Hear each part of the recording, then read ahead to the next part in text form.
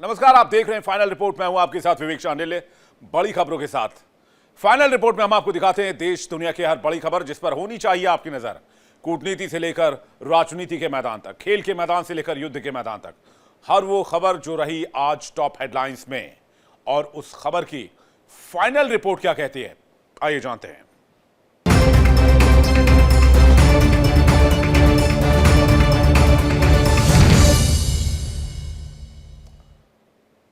बांग्लादेश चुनाव से पहले एक बार फिर से अस्थिरता और हिंसा के दौर में यह देश फंसता दिख रहा है। जुलाई आंदोलन के नेता शरीफ उस्मान हादी की मौत के बाद बांग्लादेश जल रहा है। इस हिंसा में भारत को भी टारगेट किया जा रहा है। बांग्लादेश में भारत के 4 राजनयिक ठिकाने बंद कर दिए गए हैं।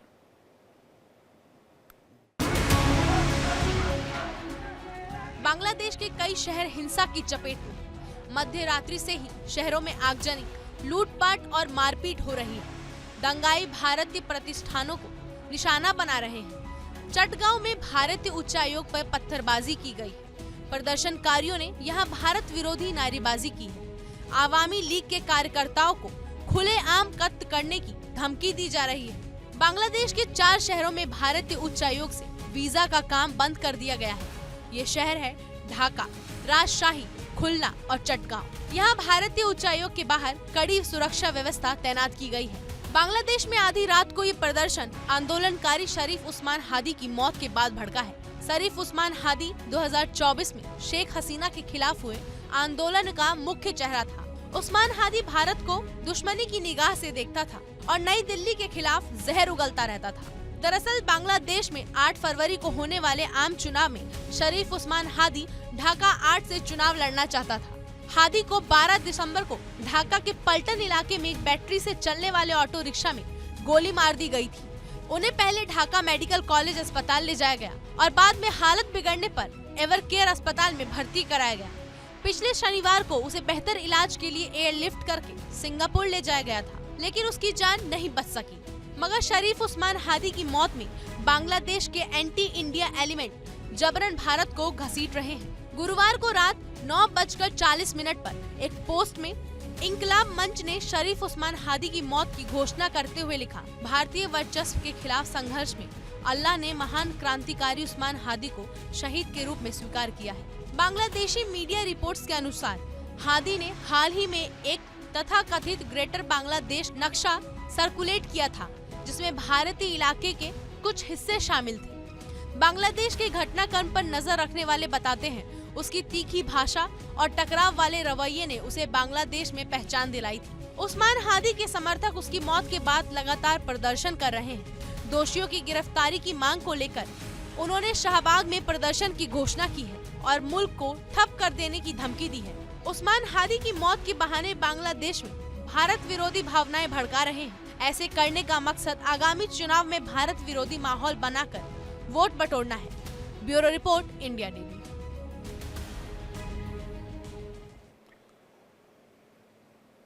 इस खबर के एक अंदर की खबर मैं आपको बताता हूं। उस्मान हादी युवाओं के बीच काफी लोकप्रिय हो गया था और इससे यूनुस सरकार को डर लग रहा था। फरवरी में इलेक्शन कराए जाने की फरवरी 2026 में बात चल रही थी। अगर फरवरी 2026 में इलेक्शन हो जाता और उस्मान हादी बड़ा बन जाता तो सबसे बड़ा खतरा वो यूनुस सरकार पर होता या फिर यूनुस के ऊपर होता। तो उस्मान हादी के मरने से क्या भारत को फायदा हुआ? नहीं। किसको फायदा हुआ? आप समझदार हैं, समझ सकते हैं। तो आप ये भी समझ सकते हैं कि उस्मान हादी पर अटैक किसने करवाया होगा। खैर, आगे बढ़ते हैं। यूपी के फेमस यूट्यूबर अनुराग द्विवेदी के घर पर ईडी के छापेमारी से हड़कंप मचा हुआ है। कुछ वक्त में साइकिल से करोड़ों की लग्जरी कारों का सफर तय करने वाले अनुराग पर ईडी ने मनी लॉन्ड्रिंग, अवैध लेन देन की जांच तेज की है। दुबई में निवेश पर भी रडार है।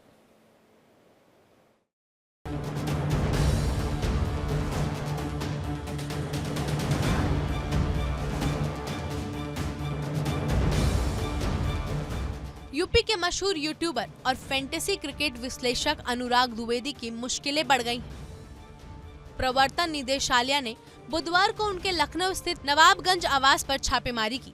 इस दौरान ईडी ने करोड़ों रुपए की लग्जरी कारें जब्त की। जब्त की गई गाड़ियों में करीब 5 करोड़ रुपए की लैम्बोर्गिनी, मर्सिडीज और BMW समेत कुल 5 महंगी कारें शामिल हैं। सभी गाड़ियों को ईडी ने अपने कब्जे में लेकर लखनऊ स्थित क्षेत्रीय कार्यालय में खड़ा कर दिया है। रिपोर्ट्स के अनुसार ईडी ने अनुराग के उन्नाव और लखनऊ में ठिकाने समेत 9 जगहों पर छापेमारी की है। ईडी ने यह कार्रवाई मनी लॉन्ड्रिंग निवारण अधिनियम के तहत शुरू की गई जांच के तहत की है। एजेंसी का आरोप है कि अनुराग द्विवेदी ने हवाला नेटवर्क, फर्जी बैंक खातों और बिचौलिया के जरिए बड़े पैमाने पर अवैध वित्त लेन देन किए हैं। जांच एजेंसियों के अनुसार इस कथित काली कमाई का इस्तेमाल विदेशों में निवेश करने में किया गया। दुबई का निवेश भी इसमें शामिल है। इस समय वह दुबई में ही रह रहा है, जबकि उनके पिता पहले ग्राम प्रधान रह चुके हैं। कैसे नजरों में आया यूट्यूबर? अनुराग द्विवेदी ने दुबई में कई अचल संपत्तियां खरीदी। हाल ही में क्रूज पर दुबई में की गई भव्य शादी चर्चा में रही। हाई प्रोफाइल जीवन शैली, अचानक बड़ी संपत्ति ने चौंकाया। पहले साइकिल से चलते थे, सामान्य जीवन जीते थे, लेकिन अब फैंटेसी स्पोर्ट्स, क्रिकेट एनालिसिस और कथित सट्टेबाजी से आय में जबरदस्त उछाल आया। ईडी फिलहाल अनुराग की आय के वास्तविक स्रोतों की गहन जांच कर रही है। शुरुआती जांच में क्रिकेट, सट्टेबाजी और तथाकथित टिपिंग के जरिए भारी कमाई के संकेत मिले हैं। एजेंसी यह भी पड़ताल कर रही है कि क्या इस धन को अवैध तरीके से भारत से बाहर भेजा गया और फिर उसे वैध धन के रूप में वापस लाया गया। ईडी सूत्रों के अनुसार आने वाले दिनों में अनुराग द्विवेदी और उनके करीब सहयोगियों से पूछताछ की जा सकती है। एजेंसी यह जानने की कोशिश कर रही है कि इस कथित नेटवर्क में और कौन कौन लोग शामिल हैं और इसका दायरा कितना बड़ा है। इस कार्रवाई के बाद फैंटेसी स्पोर्ट्स और क्रिकेट सट्टेबाजी के नाम पर अवैध कारोबार करने वालों में हड़कंप मच गया है। Bureau report, India daily.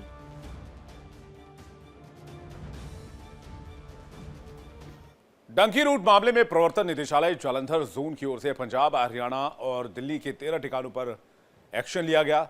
Delhi में एक ट्रैवल एजेंट्स के परिसर से करीब 4.62 करोड़ रुपए नकद, 313 किलोग्राम चांदी और 6 किलोग्राम सोने के बुलियन बरामद किए गए हैं।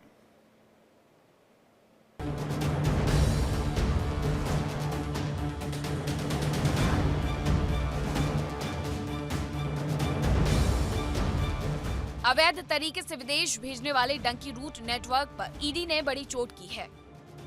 18 दिसंबर 2025 को ईडी के जालंधर जोन ने पंजाब, हरियाणा और दिल्ली में एक साथ 13 ठिकानों पर छापेमारी की। इस कार्रवाई में एजेंसी के हाथ ऐसा खजाना लगा जिसने पूरे नेटवर्क की गहराई और पैसों के खेल को बेनकाब कर दिया।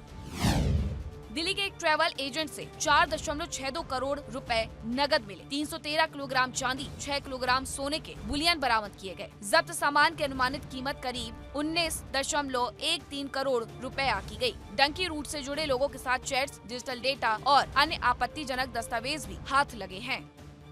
जांच का सबसे चौंकाने वाला खुलासा हरियाणा से हुआ है। यहाँ एक प्रमुख डंकी नेटवर्क संचालक के ठिकानों से ऐसे दस्तावेज मिले जिनसे पता चला कि आरोपी मैक्सिको के रास्ते अमेरिका भेजने का इंतजाम करता था। इतना ही नहीं, मोटी रकम वसूलने के साथ साथ उम्मीदवारों की जमीन जायदाद के कागजात भी अपने पास गारंटी के तौर पर रखता था ताकि पैसा डूबने का कोई खतरा न रहे। तलाशी अभियान के दौरान अन्य संदिग्ध व्यक्तियों के परिसरों से भी आपत्तिजनक दस्तावेज, मोबाइल फोन और इलेक्ट्रॉनिक डिवाइस बरामद किए गए हैं। इन्हें फॉरेंसिक जांच के लिए जब्त कर लिया गया है। ईडी का कहना है कि इन सबूतों से नेटवर्क के दूसरे और तीसरे स्तर तक पहुंचने में मदद मिलेगी। दरअसल ईडी ने ये जांच फरवरी 2025 में शुरू की थी। इसकी वजह वो घटना बनी जब अमेरिकी सेना के कार्गो विमान से 330 भारतीय नागरिकों को अमेरिका से डिपोर्ट किया गया। इन मामलों से जुड़ी विभिन्न एफआईआर के आधार पर ईडी ने मनी लॉन्ड्रिंग एंगल से जांच शुरू की और धीरे धीरे सामने आया कि इन लोगों को डंकी रूट के जरिए अमेरिका भेजा गया था। ईडी ने डंकी रूट मामले की जांच के दौरान बड़ी कार्रवाई की है। दिल्ली, पंजाब और हरियाणा के 13 ठिकानों पर छापेमारी कर अहम सबूत जब्त किए हैं। दिल्ली के एक ट्रैवल एजेंट के पास से 4 करोड़ से ज्यादा कैश, 313 किलो चांदी और 6 किलो सोना जब्त किया है। तो वहीं डंकी रूट नेटवर्क से जुड़े हरियाणा के एक शख्स के पास से अहम दस्तावेज और मोबाइल फोन बरामद किए हैं। फिलहाल ईडी इस मामले में अपनी जांच को आगे बढ़ा रही है। वीडियो जर्नलिस्ट रविंदर के साथ रजनीश शर्मा, इंडिया डेली, दिल्ली। कांकेर के बड़े तेवड़ा गांव में शव दफनाने को लेकर 2 पक्ष आपस में भिड़ गए। गांव में पत्थरबाजी और आगजनी के चलते करीब 20 पुलिसकर्मी और ग्रामीण भी घायल हो गए।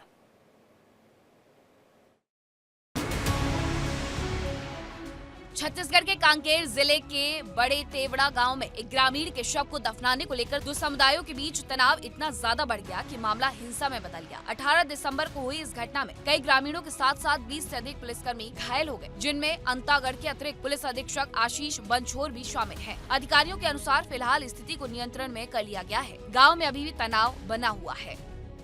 अधिकारियों के अनुसार 16 दिसंबर को जिले के अम्माबेड़ा पुलिस थाना क्षेत्र के बड़े तेवड़ा गांव के सरपंच राजवंश सलाम ने अपने पिता के शव को गांव में अपनी निजी जमीन पर दफनाया था। सलाम ने ईसाई धर्म अपना लिया था, लेकिन कुछ ग्रामीणों ने ईसाई रीति रिवाजों के अनुसार दफन किए जाने पर आपत्ति जताई। अधिकारियों ने बताया कि बड़े तेवड़ा गांव के निवासी चमरा राम सलाम की 16 दिसंबर को बीमारी के कारण मौत हो गई थी। बाद में उनके बेटे ने अपनी निजी संपत्ति पर अपने पिता के शव को दफना दिया था। उन्होंने बताया कि कुछ ग्रामीणों ने मौत पर संदेह जताया और शव को बाहर निकालने की मांग करते हुए दफन करने का विरोध किया। उन्होंने आरोप लगाया कि दफन स्थानीय पारंपरिक रीति रिवाजों के अनुसार नहीं किया गया था। उन्होंने बताया कि ग्रामीणों की शिकायत के आधार पर कार्यपालिका दंडाधिकारी द्वारा विधिक प्रावधानों के अनुसार शव को बाहर निकालने का आदेश जारी किया गया। पंचनामा और पोस्टमार्टम की प्रक्रिया पूरी की जाएगी, उसके बाद आवश्यक विधिक कार्रवाई की जाएगी। थाना अम्माबेड़ा अंतर्गत ग्राम बड़े तवेड़ा में एक व्यक्ति के मृत होने पर उसके शरीर को दफन करने को लेकर विवाद हुआ था, जिससे दो पक्षों में काफी विवाद और तनातनी की स्थिति थी। इस बीच में पर्याप्त डिप्लॉयमेंट किया गया था पुलिस के द्वारा और उसके पश्चात कुछ जगह पर उनके द्वारा कुछ घटना कारित करने की कोशिश भी किया गया, जिनको पुलिस बल के द्वारा रोका गया है। वर्तमान में पुलिस का प्रॉपर डिप्लॉयमेंट किया गया है और स्थिति पूरे नियंत्रण में है। जो भी लोग इस चीजों में शामिल रहे हैं उसको आइडेंटिफाई किया जा रहा है। अधिकारियों ने बताया कि इस मुद्दे को लेकर गांव में तनाव की स्थिति बनी हुई है। गांव के लोग आमने सामने आ गए हैं और एक दूसरे पर पत्थरबाजी की। पुलिस द्वारा स्थिति को नियंत्रित करने के लिए आवश्यक कदम उठाए जा रहे हैं। इस घटना के दौरान कई संपत्तियों को भी नुकसान पहुंचाया गया है। उन्होंने बताया कि घटना के अंतागढ़ के अतिरिक्त पुलिस अधीक्षक आशीष बंछोर समेत 20 से अधिक पुलिसकर्मी घायल हुए हैं। घायल पुलिसकर्मियों को प्राथमिक उपचार के बाद बेहतर उपचार के लिए रेफर कर दिया गया है। अधिकारियों ने बताया कि स्थिति नियंत्रण में है और शांति बहाल करने के प्रयास जारी है। Bureau report, India daily. देश की राजधानी दम तोड़ रही है। हवा जहरीली है, लेकिन सियासत उससे ज्यादा जहरीली नजर आती है। सपा सांसद आरके का आरोप है कि शवों का अंतिम संस्कार और होलिका दहन दिल्ली एनसीआर की जहरीली हवा की बड़ी वजह है। यानी अब बहस हवा पर नहीं है, धर्म के ऊपर आ गई है और आग में घी डालने का काम किया टीएमसी नेता के उस बयान ने, जिसमें कहा गया कि भगवान श्री राम मुसलमान है।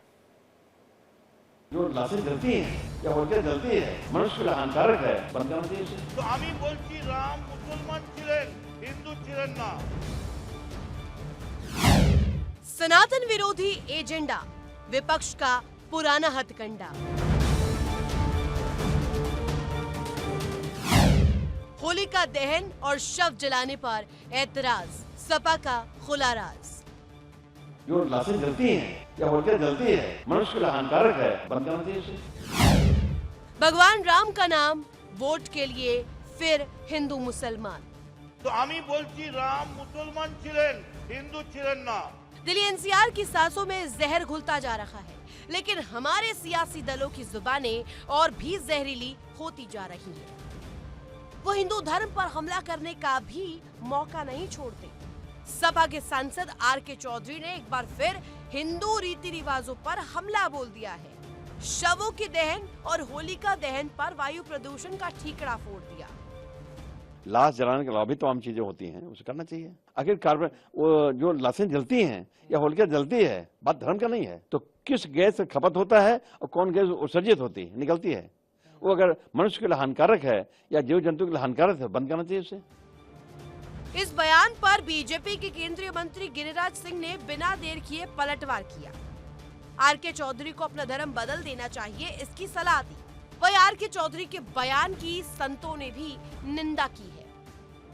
तो जो कह रहे हैं वो धर्म बदल लें, आरके चौधरी मैं नहीं जानता हूं कि मुसलमान है कि हिंदू हैं।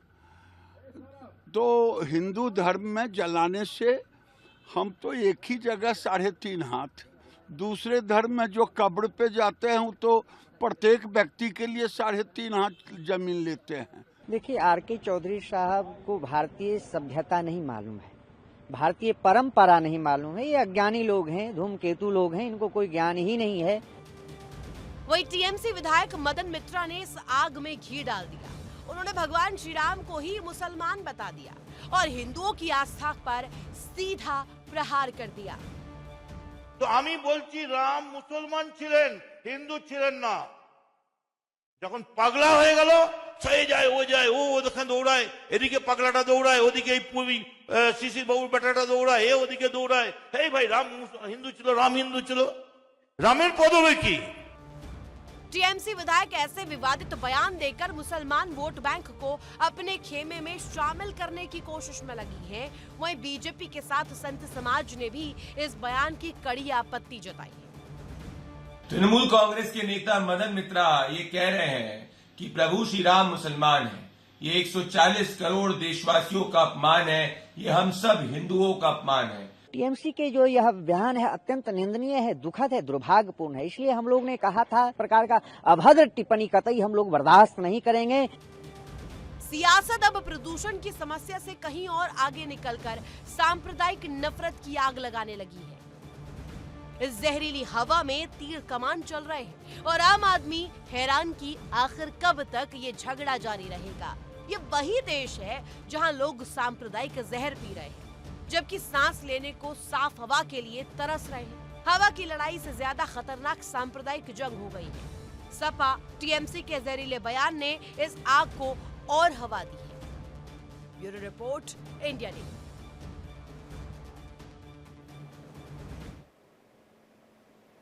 देश की सुरक्षा को दहलाने वाले नार्को टेरर नेटवर्क का बड़ा खुलासा हुआ है। प्रवर्तन निदेशालय यानी कि एनफोर्समेंट डायरेक्टोरेट ईडी ने ऐसे अंतर्राष्ट्रीय ड्रग तस्कर को बेनकाब किया जिनके सीधे तार पाकिस्तान, दुबई और खालिस्तानी आतंकी संगठन केएलएफ से जुड़े हुए हैं।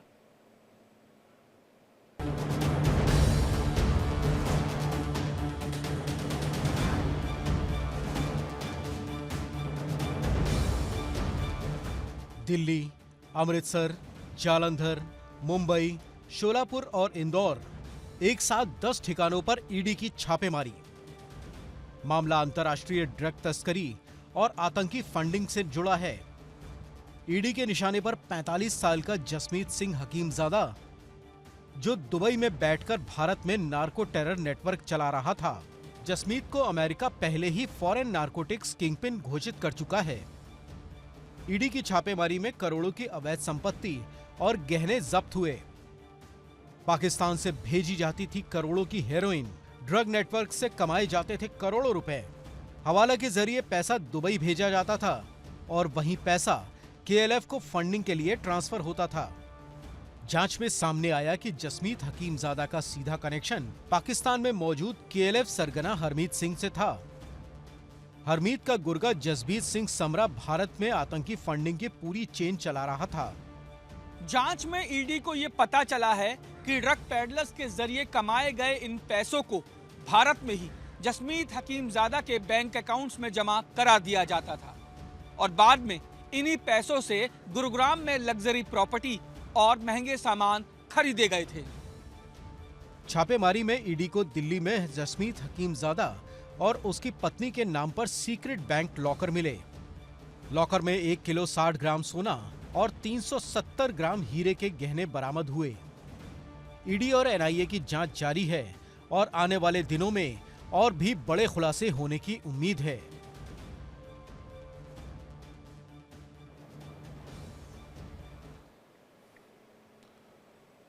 नकली कफ सिरप के मामले में उत्तर प्रदेश के सीएम योगी आदित्यनाथ ने बहुत बड़ा एक्शन लिया।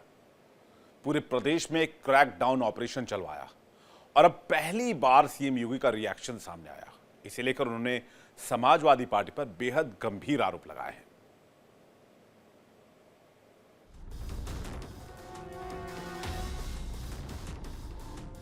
कोडेन युक्त कफ सिरप का मुद्दा लगातार गर्माता जा रहा है और इस पर सियासी बयानबाजी भी तेज हो गई है। कफ सिरप मामले के मुद्दे पर मुख्यमंत्री योगी आदित्यनाथ का बड़ा बयान सामने आया। सीएम योगी ने इस मामले में समाजवादी पार्टी पर सीधा हमला बोला, माफिया और अवैध कारोबार को लेकर गंभीर आरोप लगाए। मुख्यमंत्री योगी आदित्यनाथ ने कहा कि प्रदेश में जितने भी माफिया रहे हैं उनका किसी न किसी रूप में समाजवादी पार्टी से रिश्ता रहा है। उन्होंने आरोप लगाया कि समाजवादी सरकार के दौरान ऐसे अवैध धंधों को संरक्षण मिलता रहा। सीएम योगी ने कफ सिरप मामले पर कहा कि कोडेन युक्त कफ सिरप का बड़े पैमाने पर गलत इस्तेमाल किया गया। कोडेन युक्त कफ सिरप का दवा की जगह नशे के तौर पर इस्तेमाल किए जाने को मुख्यमंत्री योगी आदित्यनाथ ने बेहद गंभीर और चिंताजनक बताया।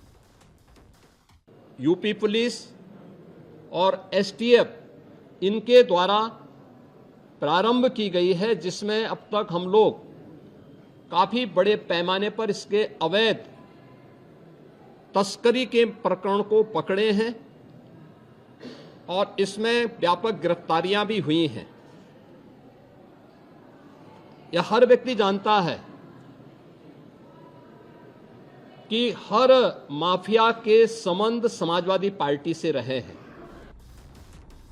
उधर समाजवादी पार्टी ने कफ सिरप मुद्दे को लेकर यूपी सरकार पर सवाल उठाए। पार्टी के नेता संग्राम सिंह ने कहा कि छोटी छोटी बातों पर बुलडोजर चलाने वाली यूपी सरकार इस मामले पर कार्रवाई क्यों नहीं कर पा रही। उन्होंने कहा कि कफ सिरप केस को लेकर आज लोग परेशान हैं। उत्तर प्रदेश सरकार जो छोटी छोटी घटनाओं पर बुलडोजर चल जाता था, आखिर वो सरकार के हाथ कौन बांध रखे हैं? क्या सरकार ऐसे लोगों से घिर चुकी है जो पहला सरकार बन चुके हैं? तो आखिर सरकार कार्रवाई क्यों नहीं कर रही है? ये बड़ा सवाल है। हालांकि ये पहला मामला नहीं जब किसी मुद्दे को लेकर सियासी दलों में आरोप प्रत्यारोप चल रहा हो, लेकिन इस बार सीएम योगी आदित्यनाथ ने जो आरोप लगाए वो बेहद गंभीर हैं। फिलहाल कफ सिरप केस में यूपी पुलिस की जांच जारी है। आरोपियों के खिलाफ कड़ी कार्रवाई की जा रही है और सरकार की ओर से भी साफ कहा जा चुका है कि मामले में किसी भी दोषी को बख्शा नहीं जाएगा।